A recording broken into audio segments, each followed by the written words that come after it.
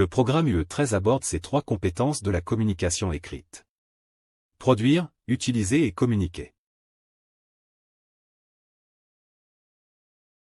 Tout d'abord, une définition de la communication écrite. Une première question sur la différence entre un compte rendu et un procès-verbal. Le compte rendu est généralement plus narratif et peut inclure des interprétations ou des interventions.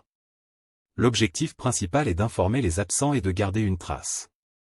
Le procès-verbal, lui, doit être précis, factuel et peut souvent inclure des citations directes.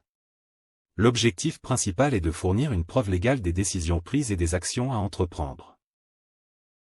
D'autres types d'écrits, sans oublier bien sûr, les courriers administratifs.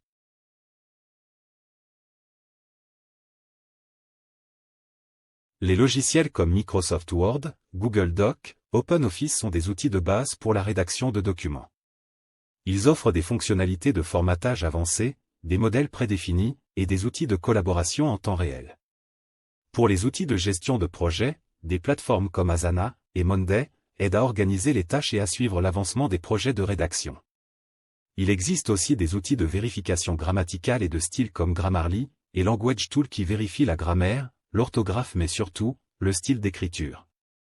Microsoft PowerPoint, Google Slides et Prezi sont couramment utilisés pour créer des diaporamas professionnels. Les écrits professionnels doivent être clairs et concis. Il est important d'aller droit au but et d'éviter les détails superflus. Les phrases doivent être courtes, précises, et les paragraphes comprenant une idée force. Une bonne structure facilite la lecture et la compréhension du document. Utiliser des titres et sous-titres, des listes à puces et des paragraphes bien séparés permettent de guider le lecteur à travers le contenu. Une table des matières est également utile pour les documents plus longs. Le formatage du texte, comme l'utilisation de polices lisibles, la mise en gras des points importants, et l'utilisation adéquate des marges et des espacements, jouent un rôle crucial dans la lisibilité. L'utilisation de graphiques, tableaux, images et autres visuels peut aider à illustrer les points clés et à rendre le document plus engageant. Il est essentiel de prendre en compte le public cible lors de la rédaction et de la présentation des écrits professionnels. Le ton, le style et le niveau de détail doivent être adaptés aux attentes et aux besoins des destinataires.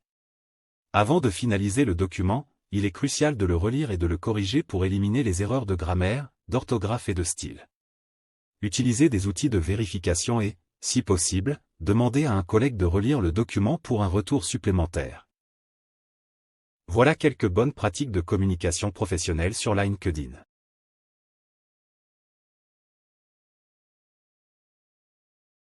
Retrouve tous les clips sur www.3minutes.online.